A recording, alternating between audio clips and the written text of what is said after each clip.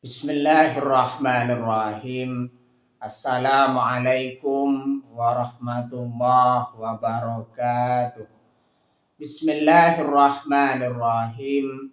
Bersyukur kepada Allah dengan mengucapkan Alhamdulillahirabbil alamin.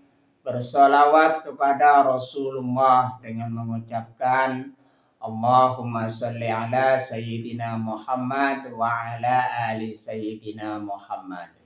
Alhamdulillahirabbil alamin. Kita masih dipertemukan kembali oleh Allah Subhanahu wa taala di dalam sosial media, dan media merupakan wadah tempat bagi kita untuk kita bisa menjalin tali silaturahim, membangun ukhuwah Islamiyah yang semakin kuat, kokoh ke depannya. Semoga hidup kita selalu diberkahi oleh Allah Subhanahu wa taala di dunia dan juga di akhirat. Amin ya rabbal alamin. Para sahabat-sahabat saya yang saya hormati, yang saya juga ta'zimi, pada kesempatan kali ini topik yang akan saya bahas yaitu tentang macam-macam hukuman Allah Subhanahu wa taala. Jadi pembahasan kita pada kesempatan kali ini ialah tentang macam-macam hukuman Allah Subhanahu wa taala. Dalam ajaran Islam, hukuman atau azab dari Allah Subhanahu wa taala terbagi menjadi dua dimensi besar. Ada hukuman di dunia sebagai teguran atau peringatan, dan di akhirat sebagai balasan mutlak atas dosa. Jadi di situ hukuman dari Allah Subhanahu wa taala di sini dibagi menjadi dua bagian. Yang pertama di situ hukuman yang diberikan oleh Allah Subhanahu wa taala di dunia di sini sebagai teguran atau peringatan bagi mereka yang ingkar atau yang meninggalkan Allah Subhanahu wa taala di dalam kehidupan mereka. Makanya setiap seseorang yang di situ ingkar terhadap Allah Subhanahu wa taala atau lupa dan juga lalai untuk mengingat Allah Subhanahu wa taala, diberikan yang namanya teguran atau peringatan dari Allah Subhanahu wa taala. Itu namanya hukuman. Hukuman yang diberikan di dunia oleh Allah Subhanahu wa taala. Ada juga hukuman yang diberikan di akhirat oleh Allah Subhanahu wa taala. Dan ini sebagai balasan mutlak atas dosa-dosa mereka ketika mereka ada di dunia. Mereka yang selalu ingkar dari Allah Subhanahu wa taala diberikan balasan yang setimpal atas perbuatan mereka. Makanya mereka yang senantiasa tidak beriman kepada Allah Subhanahu wa taala dan juga Rasul-Nya akan senantiasa masuk neraka. Neraka di sini sebagai balasan bagi mereka karena sudah ingkar dan tidak beriman kepada Allah Subhanahu wa taala dan juga Rasul-Nya.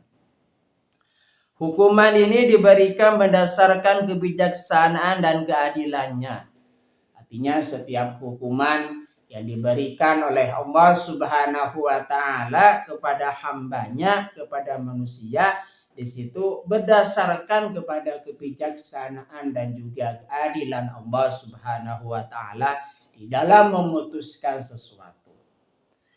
Berikut adalah macam-macam bentuk hukuman Allah Subhanahu wa taala. Bagian yang pertama, hukuman yang ditimpakan di dunia. Bentuk hukuman ini diberikan untuk menyegerakan akibat dari perbuatan dosa tertentu atau sebagai ujian dan peringatan agar manusia segera bertaubat. Jadi di sini ada hukuman yang ditimpakan kepada manusia yang diberikan oleh Allah Subhanahu wa taala di dunia. Hukuman di sini bisa berarti sebagai peringatan atau juga sebagai ujian. agar supaya manusia di sini selalu berada di jalan Allah Subhanahu wa taala. Dan juga di sini sebagai peringatan karena manusia tersebut semakin jauh dari Allah Subhanahu wa taala. Salah satu contohnya misalkan diberikan nikmat harta oleh Allah Subhanahu wa taala kepada mereka yang sebelumnya mereka di sini sedikit memiliki harta. Kemudian diberikan harta oleh Allah Subhanahu wa taala, makanya orang tersebut bukan semakin dekat kepada Allah Subhanahu wa taala, malah semakin jauh dari Allah Subhanahu wa taala. Makanya diberikan peringatan oleh Allah Subhanahu wa taala, diambillah sebagian harta mereka oleh Allah Subhanahu wa taala. Makanya jikalau mereka di situ merasa pusing karena kekurangan harta lagi, itu diambilnya harta oleh Allah Subhanahu wa taala sebagai peringatan kepada mereka agar supaya mereka selalu berada di jalan Allah Subhanahu wa taala dan tidak meninggalkan Allah Subhanahu wa taala. Makanya penting sekali seseorang menggunakan seluruh hartanya di sini senantiasa untuk menunjukkan ketaatan kepada Allah Subhanahu wa taala. Bukan malah menggunakan harta untuk menjauhkan diri dari Allah Subhanahu wa taala. Bagian dari hukuman yang ditimpakan di dunia, di situ yang pertama ada musibah dan bencana. Tentunya di situ hukuman dari Allah Subhanahu wa taala ada musibah dan bencana. Bencana alam seperti gempa atau banjir, atau wabah penyakit sebagai azab atau hukuman atas kezaliman yang merajalela. Makanya setiap musibah dan juga bencana di situ ada hikmah yang bisa kita ambil di dalamnya. Salah satu contohnya di sini manusia yang bergelimang dosa dan meninggalkan Allah Subhanahu wa taala di sini diberikan hukuman, sedikit hukuman dari Allah Subhanahu wa taala berupa musibah dan bencana. Agar manusia di sini kembali kepada Allah Subhanahu wa taala. Makanya bentuk-bentuk dari hukuman dari Allah Subhanahu wa taala. Hukuman yang ditimpakan di dunia di sini bentuknya yang kedua di sini pengurangan berkah rezeki. Kesulitan hidup, rezeki yang tidak berkah, atau hilangnya ketenangan batin akibat terus-menerus melanggar perintah Allah Subhanahu wa taala. Artinya pengurangan berkah rezeki di sini merupakan hukuman yang ditimpakan oleh Allah Subhanahu wa taala kepada mereka. Makanya di sini pengurangan rezeki, kesulitan hidup di sini sebagai hukuman dari Allah Subhanahu wa taala karena mereka sudah melanggar perintah dari Allah Subhanahu wa taala. Salah satu contohnya mereka yang mencari rezeki. Contoh realnya mereka yang mencari rezeki. Mereka mencari rezeki hampir 24 jam non-stop dan tidak pernah mendirikan sholat. Atau bisa jadi mereka di situ lalai untuk mendirikan sholat. Artinya di situ sholat duhur diakhirkan dengan sholat asar atau sampai lewat waktunya kemudian diqadha dengan di waktu yang lain. Makanya di sini orang yang seperti itu lalai di dalam mengerjakannya. Makanya kita senantiasa apapun yang terjadi dirikanlah sholat tepat pada waktunya. As-sholatu ala waktiha, sholatlah pada waktunya. Dan Allah Subhanahu wa taala di situ sangat menyukai orang-orang yang mendirikan sholat pada waktunya. Allah Subhanahu wa taala menyukai orang-orang yang mendirikan sholat pada waktunya. Hukuman yang ditimpakan di dunia bentuknya yang ketiga di situ istidraj. Kenikmatan dan kekayaan yang terus melimpah secara berlebihan padahal pelakunya terus bermaksiat. Ini adalah hukuman di mana Allah Subhanahu wa taala membiarkan mereka semakin jauh dari jalan kebenaran. Artinya istidraj di situ diberikan kenikmatan atau kekayaan oleh Allah Subhanahu wa taala, tapi mereka senantiasa bukan semakin dekat kepada Allah Subhanahu wa taala, melainkan mereka di situ melakukan perbuatan maksiat. Makanya di sini istidraj, itu namanya istidraj. Istidraj. Makanya seseorang yang diberikan kekayaan yang melimpah, kenikmatan yang melimpah, melainkan di situ orangnya senantiasa melakukan perbuatan maksiat, itu namanya istidraj. Mereka senantiasa semakin jauh dari Allah Subhanahu wa taala. Dan Allah membiarkan hal tersebut. Kemudian di situ orang tersebut pastinya nanti akan senantiasa jauh dan menjadi perantara semakin jauh dari Allah Subhanahu wa taala dan mendapat hukuman dari Allah Subhanahu wa taala di dunia dan juga di akhirat. Makanya hukuman yang ditimpakan di dunia berbagai macam bentuknya.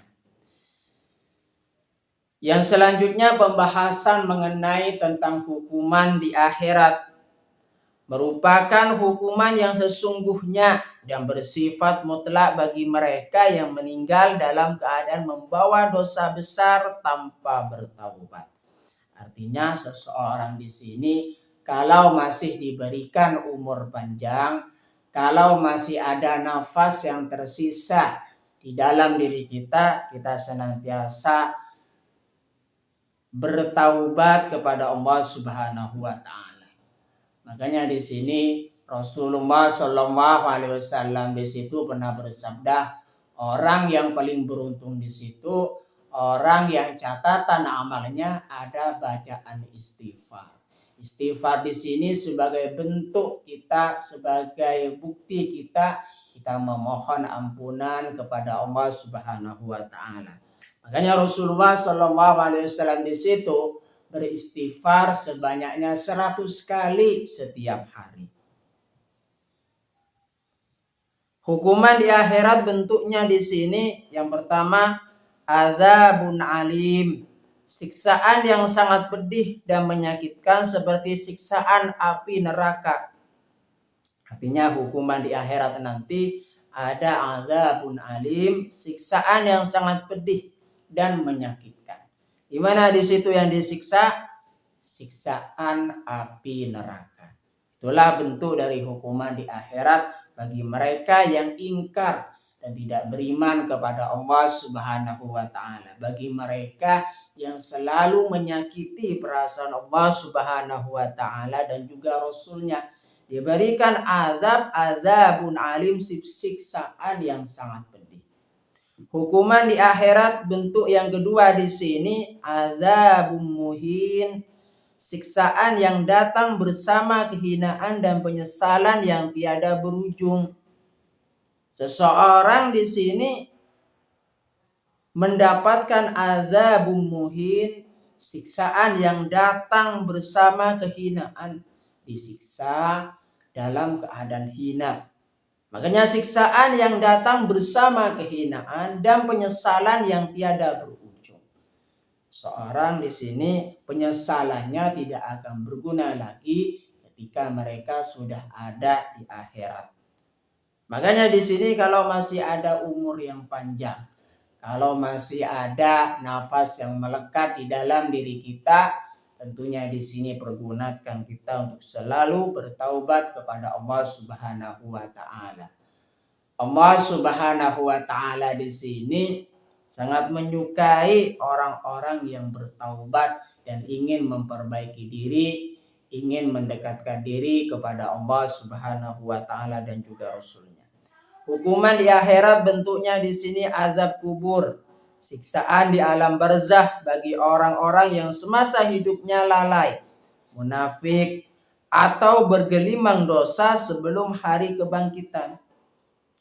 Artinya di sini siksaan bukan hanya di akhirat, siksaan juga ada di alam kubur atau alam barzah bagi mereka yang lalai lalai di dalam menjalankan perintah dari Allah Subhanahu wa taala, atau menjadi orang yang munafik atau bergelimang dosa sebelum hari kebangkitan tiba. Berkaitan dengan macam-macam hukuman Allah Subhanahu wa taala, Allah Subhanahu wa taala berfirman di dalam Al-Qur'an surah Al-Kahfi ayat 100. A'udzu billahi minasyaitonir rajim. Bismillahirrahmanirrahim. Wa aradna jahannama yauma idzil lil kafirina arda. Artinya, kami perlihatkan neraka jahanam dengan jelas pada hari itu kepada orang-orang kafir. Quran surah Al-Kahfi ayat 100. Semoga kita bisa terhindar dari hukuman-hukuman Allah Subhanahu wa taala, dan semoga kita senantiasa selalu berada di jalan Allah Subhanahu wa taala sehingga kita semakin dekat kepada Allah Subhanahu wa taala dan juga Rasulnya. Terima kasih saya sampaikan kepada kalian semua yang sudah berpartisipasi di dalam channel saya. Semoga menjadi perantara kita semakin dekat kepada Allah Subhanahu wa taala, dekat juga kepada para Rasulnya. Sebelum saya tutup, mari kita ngirim Fatihah dulu kepada baginda Rasulullah sallallahu alaihi wasallam, ila hadratin Nabil Mustafa Muhammadin sallallahu alaihi wasallam wa ala alihi wa ashabihi wa azwajihi wa dzurriyyatihi wa ahli baitihi wa liman dakhala fi baitihi ajma'in kullu syai'in lahumul Fatihah. A'udzu billahi minasyaitonir rajim. Bismillahirrahmanirrahim. Alhamdulillahi rabbil alamin arrahmanir rahim maliki yaumiddin. Iyyaka na'budu wa iyyaka nasta'in ihdinas siratal mustaqim. Siratal ladzina an'amta 'alaihim ghairil maghdubi 'alaihim waladdallin. Fatihah yang selanjutnya mari kita ngirim Fatihah kepada kedua orang tua kita semuanya, guru-guru kita semuanya, kaum muslimin muslimat, mukminin mukminat, semoga diteguhkan Islam dan juga iman kita oleh Allah Subhanahu wa taala, dan kita berdoa supaya kita semakin dekat kepada Allah Subhanahu wa taala, dekat juga kepada para rasulnya, dan semoga dipermudah setiap urusan-urusan kita oleh Allah Subhanahu wa taala. Amin ya rabbal alamin. Al-Fatihah. A'udzu billahi minasyaitonir rajim. Bismillahirrahmanirrahim. Alhamdulillahi rabbil alamin. Arrahmanir rahim maliki yaumiddin. Iyyaka na'budu wa iyyaka nasta'in ihdinas siratal mustaqim. Siratal ladzina an'amta 'alaihim ghairil maghdubi 'alaihim waladdallin. Terima kasih. Assalamualaikum warahmatullahi wabarakatuh.